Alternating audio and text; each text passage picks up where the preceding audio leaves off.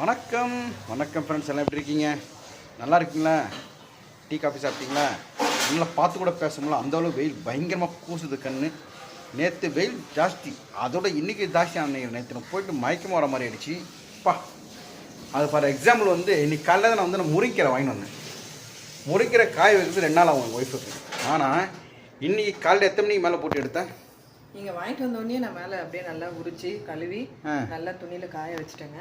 காய வச்சுட்டு இப்போ என்ன ஒரு 1 hour முன்னாடியே எடுத்துட்டேன். அப்படியே பக்காவாக காஞ்சிடுச்சு. Okay okay. அதாவது உடனே நான் இது பொடியும் பண்ணிட்டேன். சூடாக இருக்கா? நான் இப்போ தான் பண்ணி முடித்தேன். சூடாக இருக்குது, கொஞ்சம் ஆறணும். இப்போப்பா ரெடி ஏறுது. பார்த்து வாசனை பயங்கரமாக தும்பிடாதீங்க.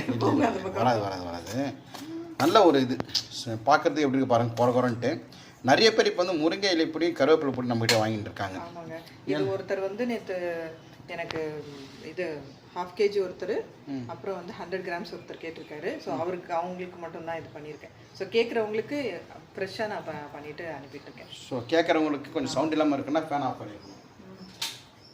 ஓகே, சாரி கோச்சிக்காதீங்க. பாருங்கள் இப்போ பொடி பார்க்குறதுக்கு எப்படி இருக்குன்ட்டு.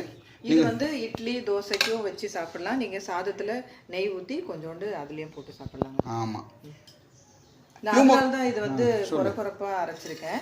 ஏன்னா நம்ம சாதத்தில் போடுறது கொஞ்சம் நைஸாக அரைக்கணும். பட் இட்லி தோசைக்கும் நம்ம வச்சு சாப்பிடலாம். அதுக்காக நான் கொஞ்சம் கொரப்பாக இட்லி பொடி மாதிரி தான் அரைச்சிருக்கேன். ஆமாம்.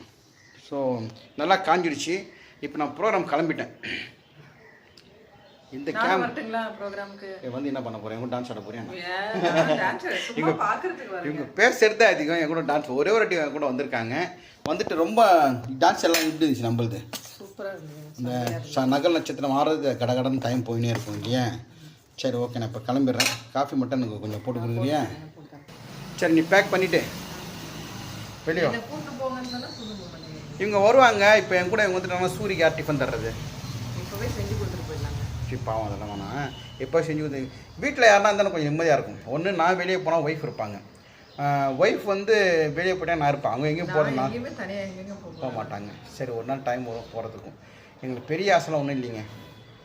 காசி ராமேஸ்வரம் அவ்வளோ கூட வேணாம். இங்கே கும்பகோணம், திருச்சி, மாயவரம், மதுரை, திருத்தணி அது போனாலே உங்களுக்கு பெரிய சந்தோஷம். கோயிலுங்களுக்கு போகணும், வேறு ஒன்றுமே பெரிய ஆசைலாம் கிடையாது. போகலாம், அதுக்கு ஒரு நாள் டைம் வரும். எனக்கு ஆக்சுவலாக வீடு கூட பெரிய வீட்டிலலாம் இருக்கணும்லாம் ஆசை கிடையாது. சின்னதாக சிம்பிளாக வீட்டில் இருந்தால் போதும், அவ்வளோதான். குடிசை வீட்டில் கூட மனசு நிம்மதியாக இருக்கணும்.